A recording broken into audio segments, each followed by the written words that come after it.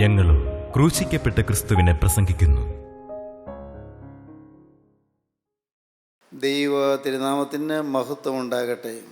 ശമൂവേൽ പ്രവാചകൻ്റെ 1-ാമത്തെ പുസ്തകം 18-ാം അധ്യായം 20-21 വാക്യങ്ങൾ നമുക്ക് വായിച്ചു കേൾക്കാം. ശൗലിൻ്റെ മകളായ മീഖളോ ദാവീദിനെ സ്നേഹിച്ചു. അത് ശൗലിന് അറിവ് കിട്ടി. കാര്യം അവന് ഇഷ്ടമായി.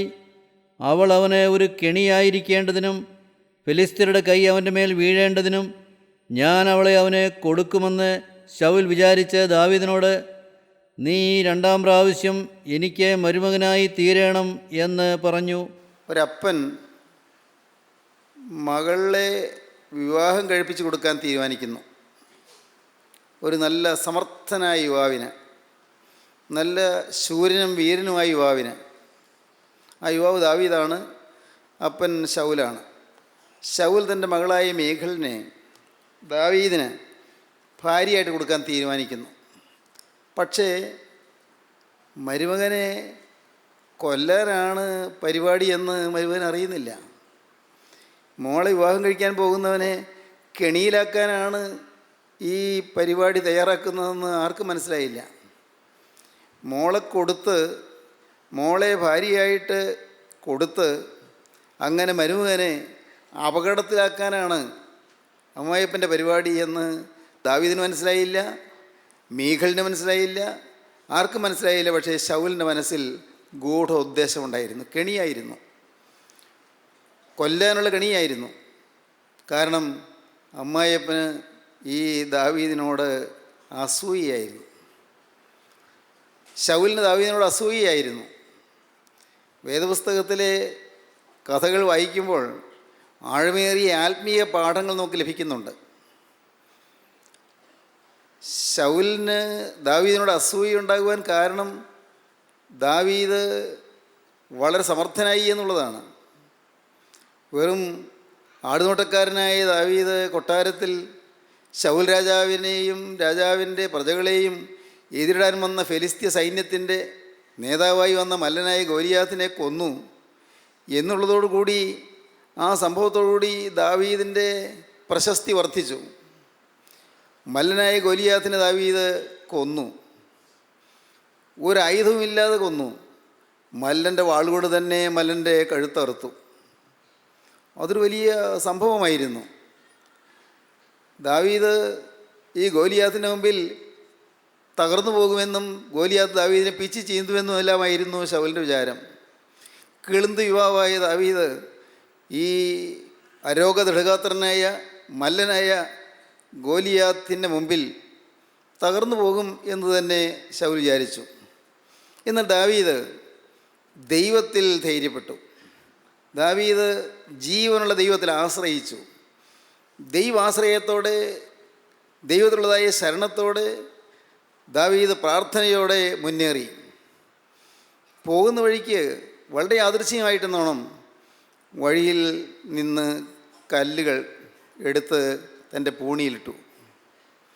കവിണ കയ്യിലുണ്ട്, വേറെ ആയുധമൊന്നുമില്ല. ആയുധമൊന്നും എടുക്കാതെ തന്നെയാണ് ദാവീദ് പോകുന്നത്. കാരണം ദാവീദിനറിയാം, എൻ്റെ ദൈവത്തിൻ്റെ നാമത്തിലാണ് ഞാൻ ഈ മല്ലനെ നേരിടാൻ പോകുന്നതെന്ന്. ദൈവത്തിൻ്റെ നാമത്തിൽ മല്ലനായ ഗോലിയാത്തിനെ നേരിടാൻ ദാവീദ് പോവുകയാണ്. ദൈവത്തിൻ്റെ പേരിൽ, ദൈവത്തിൻ്റെ ബലത്തിൽ, ദൈവത്തിൻ്റെ കൃപയിൽ, ദൈവത്തിൻ്റെ അമിത ശക്തിയിൽ ദാവീദ് ആശ്രയിച്ചുകൊണ്ട് മല്ലന് നേരെ പോവുകയാണ്. ശൗലും മറ്റും പരിഭ്രമത്തോടെ നോക്കി നിൽക്കുകയാണ്. സൈന്യങ്ങളെല്ലാം, ശൗൽ രാജാവിൻ്റെ സൈന്യമെല്ലാം ഭയപ്പാടോടെ നോക്കി നിൽക്കുകയാണ്. ദാവീദിനെ മല്ലൻ പിച്ച് ചീന്തും, അതോടെ ഫെലിസ്ത്യ സൈന്യം കയറി വന്ന് രാജ്യം മുഴുവൻ കീഴടക്കും.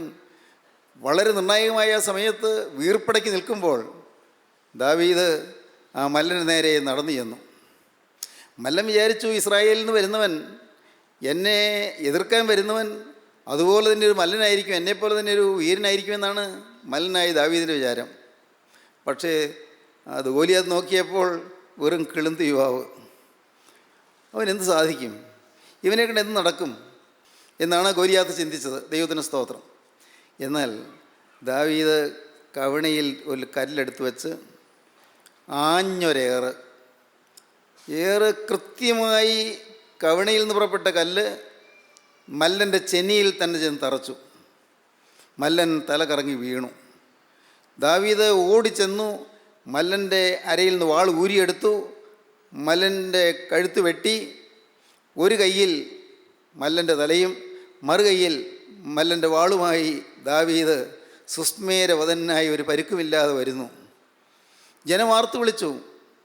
ജനം ആഘോഷത്തോടെ ആരവാരത്തോടെ ദാവീദിനെതിരേറ്റു.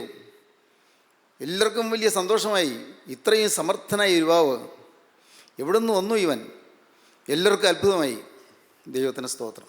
സഹോദരങ്ങളെ കേൾക്കൂ, ജീവനുള്ള ദൈവത്തിൻ്റെ നാമത്തിൽ മുന്നോട്ട് പോയാൽ വിജയം നിശ്ചയമാണ്. ദാവീദ് പിന്നീടൊരിക്കൽ പറഞ്ഞു, നീ എൻ്റെ ദൈവത്തെ കത്തിക്കും, എൻ്റെ ദൈവമായ യഹോവ എൻ്റെ അന്ധകാരത്തെ പ്രകാശമാക്കും, നിന്നാൽ ഞാൻ പടക്കൂട്ടത്തിന് നേരെ പാഞ്ഞു ചെല്ലും, എൻ്റെ ദൈവത്താൽ ഞാൻ മതിൽ ചാടിക്കടക്കും. നല്ല ഉറപ്പാണ് ദാവീദിന്. നീ എൻ്റെ ദൈവത്തെ കത്തിക്കും, 18-ാം സങ്കീർത്തനം. നീ എൻ്റെ ദൈവത്തെ കത്തിക്കും, എൻ്റെ ദൈവമായ യഹോവ എൻ്റെ അന്ധകാരത്തെ പ്രകാശമാക്കും, നിന്നാൽ ഞാൻ പടക്കൂട്ടത്തിന് നേരെ പാഞ്ഞു ചെല്ലും, എൻ്റെ ദൈവത്താൽ ഞാൻ മതിൽ ചാടിക്കടക്കും. ദൈവത്തിന് സ്തോത്രം. ദാവീദിന് ധൈര്യമായിരുന്നു. 27-ാം സങ്കീർത്തനത്തിൽ ദാവീദ് ഇങ്ങനെയാണ് പറഞ്ഞു തുടങ്ങുന്നത്: യഹോവ എൻ്റെ വെളിച്ചവും എൻ്റെ രക്ഷയുമാകുന്നു, ഞാൻ ആരെ ഭയപ്പെടും? യഹോവ എൻ്റെ ജീവൻ്റെ ബലം, ഞാൻ ആരെ പേടിക്കും? എൻ്റെ വൈരികളും ശത്രുക്കളുമായ ദുഷ്കർമ്മികൾ എൻ്റെ മാംസം തിന്നുവാൻ എന്നോട് അടുക്കുമ്പോൾ ഇടറി വീഴും. ഒരു സൈന്യം എൻ്റെ നേരെ പാളയം ഇറങ്ങിയാലും എൻ്റെ ഹൃദയം ഭയപ്പെടുകയില്ല. എനിക്ക് യുദ്ധം നേരിട്ടാലും ഞാൻ നിർഭയമായിരിക്കും. ദാവീദിന് ധൈര്യമുണ്ട്. ദാവീദിൻ്റെ ധൈര്യം ദൈവം കൊടുത്ത ധൈര്യമാണ്. ദാവീദിൻ്റെ സ്വന്തം ബലമല്ല. സ്വന്തം ബലത്തിൽ ആശ്രയിച്ചാൽ അപകടത്തിലായി പോകും. സ്വന്തം വിവേകത്തിൽ ഊന്നരുത് എന്ന് ദാവീദ് തന്നെ പറയുന്നുണ്ട്. സ്വന്തം വിവേകത്തിൽ ഊന്നരുത്. സ്വന്തം കഴിവിലോ സ്വന്തം ശക്തിയിലോ ആശ്രയിച്ചാൽ ജയം ഒരിക്കലും കിട്ടുകയില്ല. വിജയത്തിൻ്റെ അടിസ്ഥാനം ദൈവത്തിലുള്ള ആശ്രയമാണ്. ദൈവകൃപയാണ്, ദൈവത്തിൻ്റെ കരുണയാണ്. എവിടെയും നിങ്ങളുടെ ജീവിതത്തിൽ നിങ്ങൾക്ക് വിജയം വേണമോ?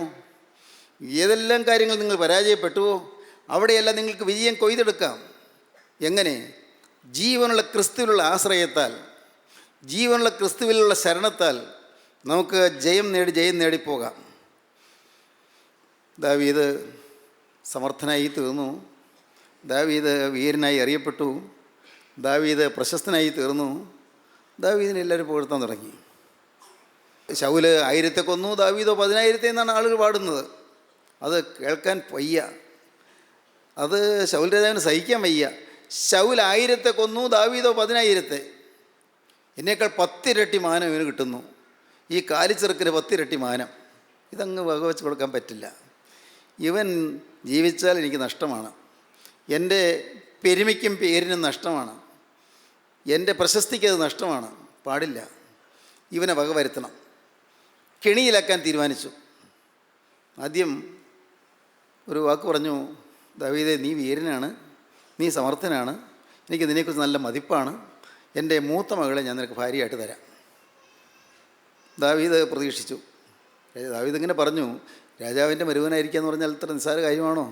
ഞാനൊരു പാവം കാലിച്ചെറുക്കൻ, ആടുകളുടെ പുറകെ നടന്നവൻ, ആടും തൊഴുത്തിൽ കിടന്നവൻ, കുഗ്രാമവാസി, വെറും കൺട്രി. എനിക്ക് ഇതിനുള്ള യോഗ്യത വല്ലതുണ്ടോ? രാജാവിൻ്റെ മരുവനാകുക, തീരുക, എനിക്ക് അതിനുള്ള യോഗ്യതയുണ്ടോ? രാജാവ് പറഞ്ഞു: എൻ്റെ മകൾ മേരബിനെ, മൂത്ത മകൾ മേരബിനെ നിനക്ക് ഭാര്യയായിട്ട് തരാൻ പോവുകയാണ്. ദാവീദ് പ്രതീക്ഷിച്ചിരുന്നു. ശൗൽ പറഞ്ഞപ്പോൾ ശൗലിൻ്റെ മകളായ മേരബിനെ ഭാര്യയായി കിട്ടുമെന്ന് പ്രതീക്ഷിച്ച് ദാവീദ് ആശയോടെ കാത്തിരിക്കുകയാണ്. പക്ഷേ നോക്കൂ, വെച്ച് നീട്ടിയ മകളെ വേറൊരാൾക്ക് ഭാര്യയായിട്ട് കൊടുത്തു. ദാവീദിന് അപമാനമായി. പക്ഷേ ദാവീദ് അതെല്ലാം സഹിച്ചു. അപമാനം വന്നാലും സഹിക്കുകയല്ലേ, വേറെ വഴിയില്ലല്ലോ. പാവം ദാവീദ് അതിനെക്കുറിച്ച് ഒരു പരിഭവവും കാണിച്ചില്ല. ഉള്ളൊരു പരാതിയും ഉണ്ടായില്ല.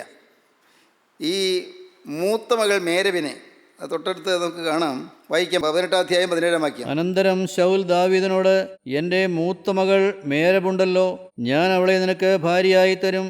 നീ ശൂരനായി എനിക്ക് വേണ്ടി യഹോവയുടെ യുദ്ധങ്ങൾ നടത്തിയാൽ മതി എന്ന് പറഞ്ഞു. എൻ്റെ കൈയല്ല, ഫെലിസ്ത്യരുടെ കൈ അവൻ്റെ മേൽ വീഴുവാൻ സംഗതി വരട്ടെ എന്ന് ശൗൽ വിചാരിച്ചു. കാരണം ശൗലിൻ്റെ പരിപാടി എന്താണെന്ന് അറിയാമോ? മൂത്ത മകൾ മേരബിനെ ദാവീദിന് ഭാര്യയായിട്ട് കൊടുത്തിട്ട് ദാവീദ് രാജാവിന് വേണ്ടി ഫെലിസ്ത്യരോട് യുദ്ധം ചെയ്യുമ്പോൾ ഫെലിസ്ത്യ സൈന്യത്തിൻ്റെ വാളിൻ്റെ മുന്നിൽ ദാവീദ് വെട്ടപ്പെട്ട് വധിക്കപ്പെടും എന്നുള്ള പ്രതീക്ഷയായിരുന്നു. ദാവീദിനെ കൊല്ലാനുള്ള പരിപാടിയായിരുന്നു. ദാവീദിനെ ശൗലിൻ്റെ കയ്യാൽ കൊല്ലരുത് എന്നുള്ള വിചാരമായിരുന്നു. ശൗൽ വിചാരിച്ചു, എൻ്റെ കയ്യാൽ അവനെ കൊല്ലണ്ട, ശത്രുവിൻ്റെ കൈ കൊണ്ട് അവൻ ചാകട്ടെ. അവിടെ ഒരു കെണിയായിരുന്നു. നോക്കൂ, ചില കെണികൾ വരുന്നത് നമ്മൾ പ്രതീക്ഷിക്കാത്ത വിധത്തിലാണ്. പക്ഷേ ദാവീദ് ഈ കെണിയൊന്നും അറിഞ്ഞില്ല. പക്ഷേ ദൈവം കണ്ടു കെണി. സ്വർഗത്തിലെ ദൈവം ഇതെല്ലാം കണ്ടു. പ്രിയപ്പെട്ടവരെ, കെണികൾ വരുമ്പോൾ, നമ്മെ വീഴിക്കുവാൻ ശത്രു ചില കെണികൾ ഒരുക്കുമ്പോൾ, നിങ്ങൾ വിചാരിച്ചുകൊള്ളൂ, നാം അറിയുന്നില്ല, നമുക്ക് കഴിവില്ല, നമുക്ക് മനസ്സിലായില്ല എങ്കിലും എല്ലാം കാണുന്ന നിത്യനായ ദൈവം ജീവിക്കുന്നു. കെണികൾ ഒഴിവാക്കി തരാൻ കഴിവുള്ള ദൈവം ജീവിക്കുന്നു. മരണത്തിൻ്റെ കെണികളെ ഒഴിഞ്ഞു മാറാനുള്ള കൃപ തരുന്ന ദൈവം ജീവിക്കുന്നു. നമ്മുടെ ജീവിതത്തിൽ നമ്മെ കുരുക്കുവാൻ ശത്രു ചില കെണികൾ ഒരുക്കുമ്പോൾ ആ കെണികളിൽ വീഴാതെ നമ്മെ രക്ഷിക്കുന്ന ദൈവം ജീവിക്കുന്നു. താൽക്കാലികമായി പറഞ്ഞാൽ തീർച്ചയായിട്ടും ദാവീദിന് ദുഃഖമുണ്ടാകാം. രാജാവിൻ്റെ മകൾ വിവാഹം കഴിക്കാൻ പോകുന്നു, രാജാവിൻ്റെ മരുമകനാകാൻ പോകുന്നു, കൊട്ടാരത്തിലെ അകത്തെ ആളായി തീരാൻ പോകുന്നു, ആളുകളെല്ലാം ബഹുമാനിക്കാൻ പോകുന്നു. ഇതെല്ലാം ഇങ്ങനെ സ്വപ്നത്തിൽ ദാവീദ് സ്വപ്നം കണ്ടുകൊണ്ട് സന്തോഷത്തോടെ കഴിയായിരിക്കുന്നിരിക്കണം. പക്ഷേ അതെല്ലാം സ്വർഗത്തിലെ ദൈവം പെട്ടെന്നത് മാറ്റിക്കളഞ്ഞു. അടുത്ത വാക്യം വായിക്കൂ. ദാവീദ് ശൗലിനോട്, രാജാവിൻ്റെ മരുമകനായിരിക്കാൻ ഞാൻ ആര്? ഇസ്രായേലിൽ എൻ്റെ അസ്മാദികളും എൻ്റെ പിതൃഭവനവും എന്തുള്ളൂ എന്ന് പറഞ്ഞു. ഇസ്രായേലിൽ എൻ്റെ റിലേറ്റീവ്സ് എൻ്റെ ബന്ധപ്പെട്ടവരും എൻ്റെ പിതൃഭവനവും എന്തുള്ളൂ എന്ന് പറഞ്ഞു. ഞാൻ നാട്ടിൽ ഒരു വിലയുള്ളവനല്ലല്ലോ, എൻ്റെ കുടുംബത്തിന് വലിയ മഹിമയും പേരുമയോ ഒന്നും ഇല്ലല്ലോ, ഞാൻ എന്തുള്ളൂ? എൻ്റെ അസ്മാദികളും എൻ്റെ റിലേറ്റീവ്സ് എൻ്റെ ബന്ധപ്പെട്ടവരെല്ലാം താണവരാണല്ലോ, അതുകൊണ്ട് എനിക്ക് രാജാവിൻ്റെ മരുമകനാകാനുള്ള യോഗ്യതയൊന്നുമില്ല, ദാവീദ് പറഞ്ഞു. ശൗലിൻ്റെ മകളായ മേരബിനെ ദാവീദിന് കൊടുക്കേണ്ടിയിരുന്ന സമയത്ത് അവളെ മെഹോലാത്തിനായ അദ്രിയേലിനെ ഭാര്യയായി കൊടുത്തു. ആർക്കും തോന്നും ഒരു വലിയൊരു മര്യാദകളാണല്ലോ കാണിച്ചതെന്ന്. പക്ഷേ സഹോദരങ്ങളെ, നാം നേരിടുന്ന ചില അനീതികളും നമുക്ക് വരുന്ന ചില ഒറ്റപ്പെടുത്തലുകളും അതെല്ലാം നമുക്ക് നന്മയ്ക്കായി മാറും. നന്മയ്ക്കാക്കി ദൈവം മാറ്റിത്തരും. നിങ്ങൾ വിശ്വസിക്കൂ, ചില കെണികൾ ദൈവം ഒഴിവാക്കി തരികയാണ്. ഈ മകൾ മേരബിനെ ദാവീദിന് കൊടുക്കേണ്ടിരുന്ന സമയത്ത് മെഹോലാത്യനായ അദ്രിയേലിന് ഭാര്യയായിട്ട് കൊടുത്തു. കഷ്ടം. ദാവീദ് അതും കണ്ടുകൊണ്ട് കൊട്ടാരത്തിൽ ജീവിക്കുന്നു, അതും കണ്ടുകൊണ്ട് ദാവീദ് കൊട്ടാരത്തിലെ വേലക്കാരനെ പോലെ കഴിയുന്നു. ദാവീദിന് പരിഭവമില്ല. കാരണം ദാവീദിനറിയാം, എൻ്റെ ജീവിതം ഞാൻ ഒരിക്കലായിട്ട് ദൈവത്തിന് കൊടുത്തതാണ്. സഹോദരങ്ങളെ, ഞാൻ നിങ്ങളോട് ചോദിക്കട്ടെ, കെണികൾ ഒഴിഞ്ഞു മാറും. നിങ്ങൾക്ക് ഈ ഒരു ഉറപ്പ് വേണം, എൻ്റെ ജീവിതം ഒരിക്കലായിട്ട് യേശുക്രിസ്തുവിന് കൈമാറിയതാണ്. ഈ ജീവിതത്തിൽ എനിക്ക് അവകാശമില്ല, ഇത് യേശുവിൻ്റെ കയ്യിലേക്ക് കൊടുത്തതാണ്. ഈ ജീവിതത്തിൽ വരുന്ന അപമാനം എനിക്കല്ല, അതെൻ്റെ യേശുവിനാണ്. ഈ ജീവിതത്തിൽ വരുന്ന ഒറ്റപ്പെടൽ എനിക്കല്ല, അതെൻ്റെ യേശുവിനാണ്. ഈ ജീവിതത്തിൽ വരുന്ന നഷ്ടം എനിക്കല്ല, എൻ്റെ യേശുവിനാണ്. കാരണം ഞാനില്ല, എൻ്റെ ജീവിതം യേശുവിന് കൊടുത്തു കഴിഞ്ഞു. ഈ ഒരു ഉറപ്പ് നമുക്കുണ്ടായിരുന്നാൽ നമ്മുടെ ജീവിതം എന്നും ഭദ്രമായിരിക്കും, എന്നും സുഭദ്രമായിരിക്കും, എന്നും സുരക്ഷിതമായിരിക്കും, ജീവിതം അനുഗ്രഹീതമായിരിക്കും. യേശുക്രിസ്തുവിന് ഞാൻ കൊടുത്തു എന്നുള്ളൊരു ഉറപ്പ്, എൻ്റെ മേലെ എനിക്ക് അവകാശമില്ല എന്നുള്ള ഉറപ്പ്. ശത്രുവായ പൈശാചികൻ്റെ കയ്യിൽ ഞെരിഞ്ഞുകൊണ്ടിരുന്ന എന്നെ കർത്താവായ യേശുക്രിസ്തുവിൻ്റെ രക്തം കൊടുത്ത് വിലയ്ക്ക് വാങ്ങി, അതുകൊണ്ട് ഞാൻ എൻ്റെയല്ല, ഞാൻ യേശുവിൻ്റെ ആണ് എന്നുള്ള ഉറപ്പ്. പൈശാചികൻ്റെ ഉരുക്കുപുഷ്ടിയിൽപ്പെട്ട് പിടഞ്ഞുകൊണ്ടിരുന്ന എന്നെ യേശുക്രിസ്തുവിൻ്റെ രക്തത്താൽ വിലയ്ക്ക് വാങ്ങി, ഞാൻ യേശുവിൻ്റെ വകയായി തീർന്നു എന്നുള്ളൊരു ഉറപ്പ്. ഈ ഒരു ഉറപ്പ് നിങ്ങൾക്കുണ്ടെങ്കിൽ നിങ്ങളുടെ ജീവിതം വളരെ സുഭദ്രമായിരിക്കും, സുരക്ഷിതമായിരിക്കും, സന്തോഷഭരിതമായിരിക്കും, സമാധാനമുള്ളതായിരിക്കും. ദൈവത്തിന് സ്തോത്രം. ദാവീദിന് മടുപ്പൊന്നുമില്ല, ദാവീദിന് നിരാശയില്ല. എന്നാൽ ദാവീദ് ഇങ്ങനെയെല്ലാം ചെയ്തപ്പോഴും ദാവീദ് ഈ ശൗലിനോട് വൈരാഗ്യം വെച്ചുകൊണ്ടിരിക്കുകയല്ല ചെയ്തത്. ശൗലിനോട് വൈരാഗ്യമൊന്നുമില്ല. എൻ്റെ ദൈവം അറിയാതെ എനിക്കൊന്നും സംഭവിക്കുകയില്ല എന്നുള്ള ചിന്ത. എൻ്റെ ദൈവം അറിയാതെ എനിക്കൊന്നും സംഭവിക്കുകയില്ല. നമുക്ക് ആ ഒരു ചിന്ത ഉണ്ടായിരിക്കണം. എന്തു വന്നാലും ശരി, എൻ്റെ ദൈവം അറിയാതെ എനിക്കൊന്നും സംഭവിക്കുകയില്ല. എൻ്റെ തലമുടി നാരുകളെല്ലാം ദൈവം എണ്ണിയിരിക്കുന്നു. ഒരെണ്ണം താഴെ കൊഴിഞ്ഞു വീണമെങ്കിൽ എൻ്റെ കർത്താവ് അറിയും. എൻ്റെ യേശു തമ്പുരാൻ അറിയാതെ ഒരു തലമുടി ഇഴ പോലും താഴെ കൊഴിഞ്ഞു വീഴുകയില്ല. ഇത് നിങ്ങൾക്ക് വിശ്വാസമുണ്ടോ? യേശു ക്രിസ്തു അറിയാതെ എൻ്റെ ഒരു തലമുടി നാര് പോലും കൊഴിഞ്ഞു വീഴുകയില്ല. ഞാനറിയില്ല, പക്ഷേ എൻ്റെ യേശു അറിയും. അത്രമാത്രം കൃത്യമായി എൻ്റെ കാര്യം നോക്കാൻ എനിക്കൊരാളുണ്ട്. എനിക്കൊരു ഉടമസ്ഥനുണ്ട്, എനിക്കൊരു ഇടയനുണ്ട്, എനിക്കൊരു ഉടയവനുണ്ട്, എനിക്കൊരപ്പനുണ്ട്, എനിക്കൊരു നാഥനുണ്ട്, എനിക്ക് രക്ഷകർത്താവുണ്ട്. എൻ്റെ കാര്യം നോക്കാൻ എനിക്ക് മതിയായവനായ ഒരു നല്ല ദൈവമുണ്ട്. ഈ ഒരു ചിന്ത നമുക്കുണ്ടെങ്കിൽ നാം ഒന്നിലും പതറേണ്ടി വരികയില്ല. ആരെല്ലാം നമ്മളെ തള്ളി മാറ്റിയാലും, ആരെല്ലാം നമ്മെ പരിഹസിച്ചാലും, ആരെല്ലാം നമ്മെ അപമാനിച്ചാലും, ആരെല്ലാം നമുക്ക് ദോഷം വരുത്തിയാലും ഒന്നും നമ്മെ തൊടുകയില്ല. ദൈവത്തിന് സ്തോത്രം. കാരണം ക്രിസ്തുവിൻ്റെ തിരുരക്തത്താൽ നമ്മെ ആവരണം ചെയ്തിരിക്കുകയാണ്. യേശു ക്രിസ്തുവിൻ്റെ തിരുരക്തത്താൽ നമ്മെ ആവരണം ചെയ്തിരിക്കുന്നു, നമ്മെ കവർ ചെയ്തിരിക്കുകയാണ്. ആ തിരുരക്തത്താൽ നമ്മെ വലയം ചെയ്തിരിക്കുകയാണ്. തിരുരക്തത്തിൻ്റെ വളയത്തിനുള്ളിൽ നമ്മെ ആക്കിയിരിക്കുകയാണ്. തിരുരക്ത വലയത്തിനുള്ളിൽ നാം സുരക്ഷിതരായി കഴിയുകയാണ്. നമ്മുടെ ബലവും നമ്മുടെ ശരണവും യേശു ക്രിസ്തുവിൻ്റെ തിരുരക്തമാണ്, നമ്മുടെ കഴിവല്ല, നമ്മുടെ ശക്തിയല്ല. നമ്മുടെ ശക്തി എന്ന് പറഞ്ഞാലോ അത് കഴിവില്ല. എൻ്റെ ശക്തി എന്ന് പറഞ്ഞാലോ കഴിവില്ല. ശക്തിയൊന്നുമില്ല, എനിക്ക് പ്രാപ്തിയില്ല. പക്ഷേ എൻ്റെ ഉടമസ്ഥന് ശക്തിയുണ്ട്, എൻ്റെ ഉടമസ്ഥന് കഴിവുണ്ട്. എൻ്റെ ഉടമസ്ഥൻ അത്ഭുത ശക്തിയുള്ളവനാണ്, അവൻ സർവ്വവല്ലഭനാണ്. ദൈവത്തിന് സ്തോത്രം. ഈ ഒരു ഉറപ്പ് നമുക്കുണ്ടായിരിക്കണം. അങ്ങനെയാകുമ്പോൾ പിന്നെ യേശു അറിഞ്ഞാണ് എല്ലാം സംഭവിക്കുന്നതെങ്കിൽ എല്ലാം നന്മയ്ക്കാക്കി മാറ്റാൻ എൻ്റെ കർത്താവിന് കഴിയും. ദൈവത്തെ സ്നേഹിക്കുന്നവർക്ക്, നിർണയപ്രകാരം വിളിക്കപ്പെട്ടവർക്ക് തന്നെ സകലവും നന്മയ്ക്കായി കൂടി വ്യാപരിക്കുന്നതെന്ന് നാം അറിയുന്നു. ദൈവത്തെ സ്നേഹിക്കുന്നവർക്ക്, ഞാൻ ദൈവത്തെ സ്നേഹിക്കുന്നവനാണെങ്കിൽ എങ്കിൽ എനിക്ക് സംഭവിക്കുന്നതെല്ലാം നന്മയ്ക്കാക്കി മാറ്റാൻ യേശു ക്രിസ്തുവിന് കഴിയും. ഏത് അപകടം വന്നാലും, ഏത് അനർത്ഥം വന്നാലും, എന്ത് നഷ്ടം വന്നാലും, എന്ത് കഷ്ടം വന്നാലും എല്ലാം നന്മയ്ക്കാക്കി മാറ്റാൻ യേശു ക്രിസ്തുവിന് കഴിയും.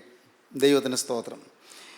ശൗൽ മേരബിനെ, തൻ്റെ മൂത്ത മകളെ ദാവീദിന് കൊടുക്കാമെന്ന് പറഞ്ഞിട്ട് വാക്കുമാറി. എന്നാൽ ശൗൽ തീരുമാനിച്ചു, ഇനിയുണ്ടൊരു മോള് മീഖളിനെ ദാവീദിന് ഭാര്യയായിട്ട് കൊടുക്കാം. മീഖളിനെ ദാവീദിനായിട്ട് കൊടുത്താൽ അവളിൽ നിന്നുകൊണ്ട് എങ്ങനെയെങ്കിലും തന്ത്രപൂർവം ഈ ദാവീദിനെ കൊല്ലാം എന്ന് ശൗൽ പദ്ധതിയിട്ടു. അതാണ് നാം വായിക്കുന്നത് 21-ാം വാക്യം. അവൾ അവന് ഒരു കെണിയായിരിക്കേണ്ടതിനും ഫെലിസ്ത്യരുടെ കൈ അവൻ്റെ മേൽ വീഴേണ്ടതിനും ഞാൻ അവളെ അവനെ കൊടുക്കുമെന്ന് ശൗൽ വിചാരിച്ചു. ശൗൽ വിചാരിക്കുന്നത്, ഈ എൻ്റെ മോള് ഇവൻ്റെ കെണിയായി തീരണം. പാവം മീഖളൊന്നും ചിന്തിച്ചില്ല കേട്ടോ. മീഖളങ്ങനെയൊന്നും ചിന്തിക്കുന്നില്ല. അവൾക്ക് ദാവീദിന് സ്നേഹമായിരുന്നു, അവളൊരു നല്ല ഭാര്യയായിരുന്നു. പക്ഷേ എങ്കിലും അപ്പൻ ചിന്തിക്കുകയാണ്, എൻ്റെ മകൾ അവൻ്റെ കെണിയായി തീരണം. എൻ്റെ മരുമകനായി കൊട്ടാരത്തിൽ വാഴുമ്പോൾ നാട് ആക്രമിക്കാൻ വരുന്ന ഫെലിസ്ത്യ സൈന്യത്തിന് മുന്നിൽ എൻ്റെ മരുമകനായ ദാവീദ് എന്ന് യുദ്ധം ചെയ്യും, ദാവീദിനെ ഫെലിസ്ത്യർ കൊല്ലും. അങ്ങനെ ഈ ശല്യം ഒഴിവാക്കാം. എന്താണ് ശല്യം? ശല്യം എന്താണ് പ്രിയപ്പെട്ടവരെ? ദാവീദ് എങ്ങനെയാണ് ശൗൽ രാജാവിന് ശല്യമായിത്തീരുന്നത്? ശൗൽ 1000 കൊന്നു, ദാവീദോ 10,000 എന്ന് പാടുന്ന ജനത്തിൻ്റെ അരവാരം ദാവീദിന് കിട്ടുന്നതായ ബഹുമതി ശൗൽ രാജാവിന് സഹിക്കാവുന്നതല്ല. അതുകൊണ്ട് എങ്ങനെയും ദാവീദിനെ ഒഴിവാക്കണമെന്ന് ശൗൽ തീരുമാനിച്ചു. അവൾ അവന് ഒരു കെണിയായിരിക്കേണ്ടതിനും ഫെലിസ്ത്യരുടെ കൈ അവൻ്റെ മേൽ വീഴേണ്ടതിനും ഞാൻ അവളെ അവന് കൊടുക്കുമെന്ന് ശൗൽ വിചാരിച്ചു. ദാവീദിനോട്, നീ 2-ാം പ്രാവശ്യം എനിക്ക് മരുമകനായി തീരണം എന്ന് പറഞ്ഞു. ആദ്യം ഏതായാലും നീ മരുമകനാണെന്ന് നീക്ക് വിചാരിച്ചു, നടന്നില്ല. പോട്ടവനെ സാരമില്ല. ഇനി എനിക്ക് എൻ്റെ ഇളയ മോളുടെ മീഖളുണ്ടല്ലോ, അവളെ നിനക്ക് ഭാര്യയായിട്ട് തരാൻ പോവുകയാണ്. കഴിഞ്ഞതെല്ലാം പോട്ടെ, അത് നിനക്ക് വിഷമിക്കേണ്ട, പരിഭവിക്കേണ്ട. നിനക്ക് എൻ്റെ മോൾ മീഖളിനെ ഞാൻ ഭാര്യയായിട്ട് തരാം. ഇങ്ങനെ പറഞ്ഞ് ദാവീദിനെ ഉത്സാഹിപ്പിച്ചു. നല്ല പഞ്ചാര വാക്ക്, നല്ല മധുര വാക്ക്, നല്ല ഇമ്പമുള്ള വാക്ക്. എന്തൊരു സ്നേഹം! പാവം ദാവീദിന് ചിന്തിച്ചാണ്. എന്നാലും ആദ്യത്തെ മോളെ അദ്രിയേലിന് കൊടുത്തെങ്കിലും കണ്ടോ, മീഖളിനെ എനിക്ക് തരാൻ തീരുമാനിച്ചപ്പോൾ രാജാവ് സ്നേഹമുള്ള ആളാണ്. ശൗൽ രാജാവിന് എന്നോട് എന്തൊരു സ്നേഹമാണ്. പാവം ദാവീദ് അങ്ങനെ വിചാരിച്ച് കാണും. പക്ഷേ അതിൻ്റെ പിന്നിൽ, ആ സ്നേഹം കാണിച്ചതിന് പിന്നിൽ കയ്പുണ്ടായിരുന്നെന്ന് പാവം ദാവീദ് അറിഞ്ഞില്ല. അതിന് പിന്നിൽ തന്ത്രമായിരുന്നു ദാവീദ് അറിഞ്ഞില്ല. കാരണം ദാവീദ് നിഷ്കളങ്കനായിരുന്നു. നിഷ്കളങ്കനായ ദാവീദിന്, നിരപരാധിയായ ദാവീദിന്, സംശുദ്ധമായ ഹൃദയമുള്ള ദാവീദിന് ഒരിക്കലും ശൗലിൻ്റെ കെണി മനസ്സിലായില്ല. ദൈവത്തിന് സ്തോത്രം. പ്രിയപ്പെട്ടവരെ, നമുക്ക് മനസ്സിലായില്ലെങ്കിലും കെണികൾ മനസ്സിലാക്കുന്ന ഒരു ദൈവമുണ്ട്. മനുഷ്യൻ വയ്ക്കുന്ന കെണികൾ കാണുന്നൊരു ദൈവമുണ്ട്. കെണികളിൽ നമ്മെ വിടുവിക്കുന്നൊരു ദൈവമുണ്ട്. നമുക്ക് ധൈര്യം പകരുന്നൊരു ദൈവമുണ്ട്. നമ്മെ നഷ്ടത്തിൽ നിന്ന് വീണ്ടെടുക്കുന്നൊരു ദൈവമുണ്ട്. കഷ്ടങ്ങളിൽ നമുക്ക് മോചനം തരുന്നൊരു ദൈവമുണ്ട്. നിങ്ങൾ വിശ്വസിക്കൂ, യേശു ക്രിസ്തു ജീവിക്കുന്നു. യേശു ക്രിസ്തു ജീവിക്കുന്നത് നമ്മുടെ അനുഗ്രഹത്തിന് വേണ്ടി മാത്രമാണ്, നമ്മെ സഹായിപ്പാൻ വേണ്ടി മാത്രമാണ്. നാം ഉഴലുമ്പോൾ, നാം വലയുമ്പോൾ, നാം വാടുമ്പോൾ, നാം തളരുമ്പോൾ, നാം നിരാശപ്പെടുമ്പോൾ, നമ്മുടെ മനസ്സ് വിങ്ങുമ്പോൾ, വിതുമ്പുമ്പോൾ, അപ്പോൾ നമ്മുടെ അരികത്ത് വന്ന് നമ്മെ തലോടുവാൻ യേശു ക്രിസ്തു തൻ്റെ തൃക്കരം ഉയർത്തുന്നുണ്ട്. നിങ്ങൾ വിശ്വസിക്കൂ. ഇന്നിപ്പോൾ നിങ്ങളത് കേട്ടുകൊണ്ടിരിക്കുമ്പോൾ തന്നെ നിങ്ങൾക്കത് അനുഭവിക്കാം. ഈ വാക്കുകൾ നിങ്ങളുടെ കാതുകളിൽ പതിക്കുമ്പോൾ തന്നെ നിങ്ങളുടെ ഹൃദയത്തിൽ നിങ്ങൾക്ക് അനുഭവിക്കാം, നിങ്ങളുടെ മനസ്സിൽ നിങ്ങൾക്ക് ആ സുഖം അനുഭവിക്കാം. ക്രിസ്തുവിൻ്റെ കരത്തിൻ്റെ തലോടൽ, യേശു ക്രിസ്തുവിൻ്റെ ആണിപ്പാടുള്ള കരത്തിൻ്റെ തലോടൽ, നിങ്ങളെ സൗഖ്യമാക്കുന്ന കരത്തിൻ്റെ തലോടൽ, നിങ്ങളെ അനുഗ്രഹിക്കാൻ നീട്ടുന്ന കരത്തിൻ്റെ അനുഗ്രഹീതമായ സ്പർശനത്തിൻ്റെ സൗഖ്യം, അത് നിങ്ങൾക്ക് അനുഭവിക്കാം. യേശു ക്രിസ്തുവിൻ്റെ അരികത്തേക്ക് വരികയാണ്. ക്രിസ്തു നിങ്ങളെ തൊടുകയാണ്. ക്രിസ്തു നിങ്ങളെ സ്നേഹിക്കുകയാണ്. ക്രിസ്തുവിൻ്റെ വാത്സല്യമാർന്ന കരങ്ങൾ നിങ്ങളുടെ തലമേൽ വയ്ക്കുവാൻ കർത്താവ് ഉയർത്തുകയാണ്. ഒരു കാര്യം മാത്രം ചെയ്താൽ മതി, ഒറ്റയ്ക്കൊരു കാര്യം മാത്രം ചെയ്താൽ മതി. കർത്താവേ, ഞാൻ നിസ്സഹായൻ, നാഥ ഞാൻ നിരാശ്രയൻ, യേശുവേ ഞാൻ അനാഥൻ, കർത്താവേ എനിക്ക് കഴിവില്ല, എനിക്ക് പ്രാപ്തിയില്ല, എനിക്ക് ബുദ്ധിയില്ല, എനിക്ക് ശക്തിയില്ല, എനിക്ക് കഴിവില്ല. നാഥ നിൻ്റെ കരങ്ങളിലേക്ക് ഞാനിതാ എന്നെ തന്നെ തരുന്നു. എന്നെ നീ ഒന്ന് തൊടണമേ, എന്നെ നിൻ്റെ തൃക്കരം വയ്ക്കണമേ, എന്നെ അനുഗ്രഹിക്കണമേ, എൻ്റെ പോരായ്മകൾ നീ മാറ്റിത്തരണമേ, എൻ്റെ വല്ലായ്മകൾ നീ നീക്കിത്തരണമേ, എൻ്റെ ഇല്ലായ്മകൾ നീ മാറ്റിത്തരണമേ, എൻ്റെ ജീവിതത്തിൽ നീ എല്ലാറ്റിനും ഉടയവനായി കടന്നു വന്ന് എന്നെ അനുഗ്രഹിക്കണമേ. നിങ്ങൾക്ക് പറയാമല്ലോ, നിങ്ങൾക്ക് യേശുവിനോട് പറയാമല്ലോ. കാരണം നാഥ നീ നിന്നെ തന്നെ എനിക്ക് വേണ്ടി കുരിശിൽ അർപ്പണം ചെയ്തതാണ്, നിന്നെ തന്നെ എനിക്ക് വേണ്ടി തന്നതാണ്.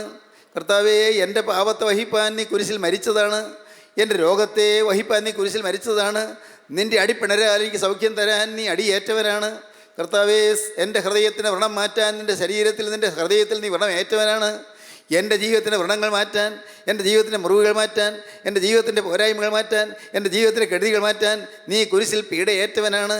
എൻ്റെ കർത്താവേ, നീ നിരപരാധിയായിരുന്നിട്ടും ഒരു തെറ്റും ചെയ്യാതിരുന്നിട്ടും നാഥ യഹൂദ പരീക്ഷകൾ നിന്നെ ആക്രമിക്കുകയും റോമൻ പടയാളികൾ നിന്നെ ഹിംസിക്കുകയും ചെയ്തു. എൻ്റെ കർത്താവേ, എനിക്ക് വേണ്ടി മരണം ഏറ്റുവാങ്ങുവാൻ നീ തിരുമനസ്സായി. എൻ്റെ പാവം നീ കുരിശിൽ വഹിച്ചു. ഞാൻ ഏൽക്കേണ്ട ശിക്ഷ നീ കുരിശിലേറ്റു, ഞാൻ വഹിക്കേണ്ട ശിക്ഷ നീ വഹിച്ചു. ഞാൻ വിശ്വസിക്കുന്നു നാഥ, ഇപ്പോൾ നിൻ്റെ ആ തിരക്തത്തിൽ ഞാൻ ആശ്രയിക്കുന്നു. എനിക്ക് വേണ്ടി ഒലിച്ചിറങ്ങുന്ന തിരക്തത്തിൽ കർത്താവേ, ആ കുരിശിൽ കൂടി ഒലിച്ചൊലിച്ച് വരുന്നതായി തിരക്തത്തിൽ ആശ്രയിച്ചുകൊണ്ട് എൻ്റെ രോഗമുള്ള ശരീരം ഞാനിതാ കുരിശിൻ്റെ ചുവട്ടിലേക്ക് കാഴ്ചവെക്കുന്നു. കർത്താവേ, രോഗഗ്രസ്തമായ ശരീരം, എൻ്റെ പാപം നിറഞ്ഞതായ ജീവിതം, കർത്താവെ, കഴിഞ്ഞ കാല ജീവിതത്തിൽ തിന്മകളുണ്ട് നിറഞ്ഞതായ എൻ്റെ ജീവിതത്തിൻ്റെ എല്ലാ ദൗഷ്ട്യങ്ങളും എല്ലാ കൊള്ളരുതായ്മകളുമുള്ള എൻ്റെ ജീവിതം ഞാനിത് കുരിശിൻ ചുവട്ടിലേക്ക് വയ്ക്കുന്നു. കുരിശിൽ കൂടി ഒലിച്ചിറങ്ങി വരുന്നതായി തിരക്തം എൻ്റെ മേൽ പതിയണമേ. ആ തിരക്തം എന്നെ കഴുകണമേ, ആ തിരക്തം എന്നെ ശുദ്ധീകരിക്കണമേ. തിരക്തത്താൽ എന്നെ എൻ്റെ കർത്താവേ നിൻ്റെ മകനാക്കി തീർക്കണമേ, നിൻ്റെ മകളാക്കി തീർക്കണമേ. നാഥ, നിൻ്റെ രാജ്യത്തിൻ്റെ അവകാശിയാക്കി തീർക്കണമേ. നിത്യജീവൻ്റെ ഉറപ്പെനിക്ക് തരണമേ, നിത്യജീവൻ്റെ സൗഭാഗ്യം എനിക്ക് തരണമേ, നിത്യജീവൻ്റെ സന്തോഷം എനിക്ക് തരണമേ. എന്നെ തൊടണമേ, എന്നെ അനുഗ്രഹിക്കണമേ. സമർപ്പിക്കൂ, നമുക്ക് പ്രാർത്ഥിക്കാം. കാരുണ്യവാനേ, മഹാപരിശുദ്ധനായ ഞങ്ങളുടെ സ്വർഗീയ പിതാവേ, ഈ നല്ല ദിവസത്തിനായി ഞങ്ങൾ നിന്നെ സ്തുതിക്കുന്നു. തിരുവചനങ്ങൾക്കായി ഞങ്ങൾ നിന്നെ സ്തുതിക്കുന്നു. അവിടുത്തെ സ്നേഹം നിറഞ്ഞ വാക്കുകൾക്കായി ഞങ്ങൾ നിന്നെ സ്തുതിക്കുന്നു. തിരുവചനത്താൽ ഞങ്ങളെ ധന്യരാക്കിയതിനായി ഞങ്ങൾ നിന്നെ സ്തുതിക്കുന്നു. എല്ലാവരെയും തലോടുന്നതിനായി സ്തോത്രം. നാഥ, അവിടുത്തെ രണ്ടാമത്തെ വരവിനുവേണ്ടി ഞങ്ങളെല്ലാവരെയും ഒരുക്കണമേ. യേശു ക്രിസ്തുവിൻ്റെ പരിശുദ്ധമായ നാമത്തിൽ പ്രാർത്ഥിക്കുന്ന കൃപയോടെ കേൾക്കണം പിതാവേ. ആമീൻ.